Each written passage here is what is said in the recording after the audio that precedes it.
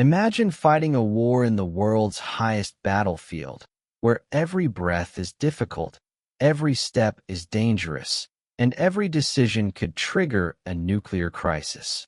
In 1999, during the Kargil War, India faced not just a military challenge, but a strategic emergency. Ammunition was running low. Precision weapons were urgently needed.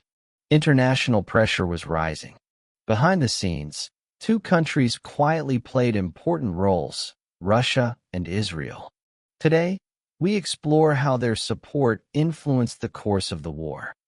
In early May 1999, patrol units of the Indian Army detected unusual activity along the line of control in the Kargil sector. What first appeared to be small-scale militant infiltration quickly proved to be something far more organized. Reconnaissance revealed that multiple high-altitude positions had been occupied across a wide stretch of mountainous terrain. These were not temporary hideouts. The intruders had established fortified bunkers, supply routes, and strategically positioned heavy weapons on ridgelines overlooking National Highway 1A, the vital road connecting Srinagar to Leh. Control of these heights meant the ability to threaten India's logistical lifeline to Ladakh. As further intelligence emerged, it became clear that the operation involved trained personnel supported by elements from Pakistan. The scale and preparation indicated prior planning during the winter months, when extreme weather had limited regular patrol movements in some forward posts. By mid-May, the situation had escalated into open military engagement. India responded by launching Operation Vijay, a large-scale ground operation aimed at recapturing the occupied peaks.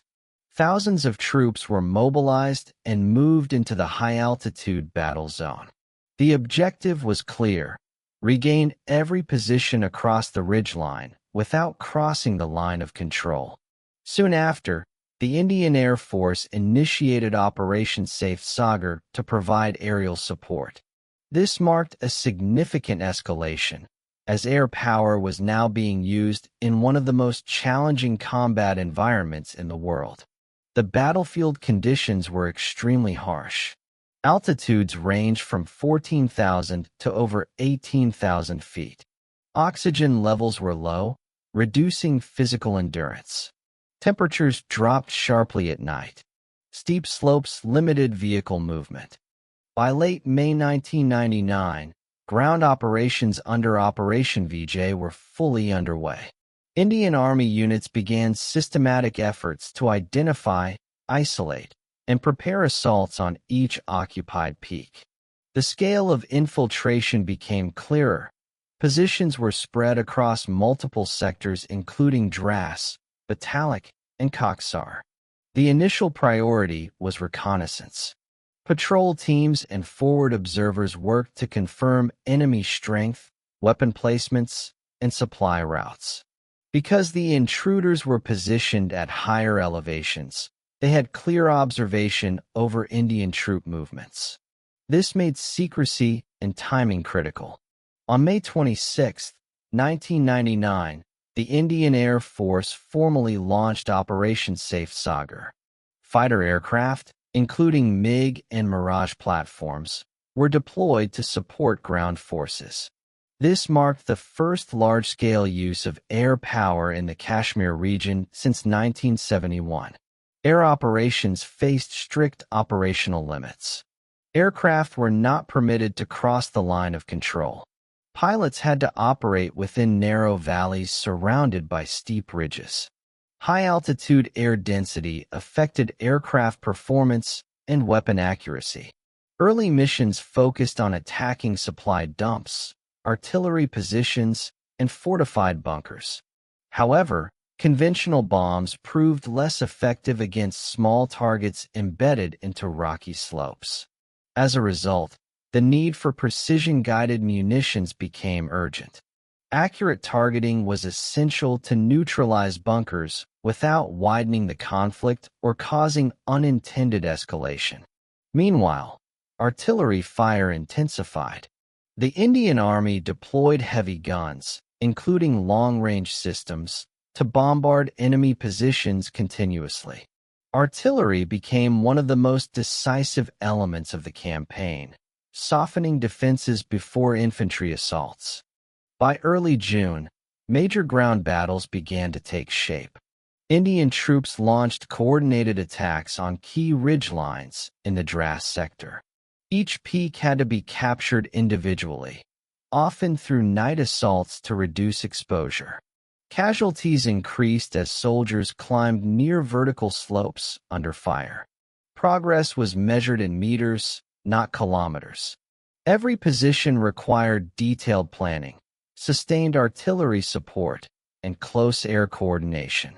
At the same time, diplomatic activity intensified internationally. The global community closely monitored the conflict due to the nuclear capabilities of both countries.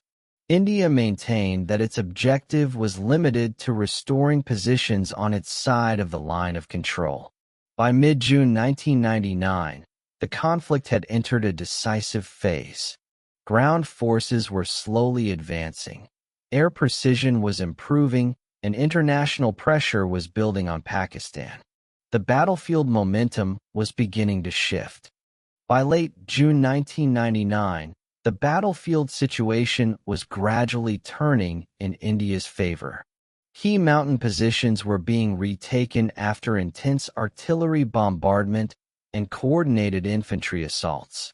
Precision airstrikes improved targeting accuracy against fortified bunkers. At the same time, diplomatic pressure increased. The international community closely monitored the conflict due to the nuclear capabilities of both countries. India maintained that its objective was limited to restoring control over positions on its side of the line of control. Russia publicly supported respect for the line of control and backed India's position diplomatically. This helped prevent the conflict from being internationalized in global forums. Meanwhile, Israel provided critical military supplies, including precision-guided munitions and surveillance systems. These improved the effectiveness of air operations during the final phase of the war. U.S. sent a fleet. The United States sent the Task Force 74 led by the aircraft carrier USS Enterprise, Sevian 65, into the Bay of Bengal. Many historians believe this move was meant to pressure India and show support for Pakistan. Soviet Union supports India. India had recently signed the Indo-Soviet Treaty of Peace, Friendship, and Cooperation with the Soviet Union. Soviet naval ships and submarines moved into the Indian Ocean. This effectively countered the U.S. fleet and discouraged escalation. The Kargil War was fought in some of the harshest conditions on Earth: high mountains, thin air, and extreme danger. But beyond the battlefield, it was also a story of strategy, alliances, and international pressure. History is not only shaped by those who fight, but also by those who support, negotiate, and influence events behind the scenes. Thank you for watching. If you want more clear and structured history explained step by step, stay tuned for the next episode.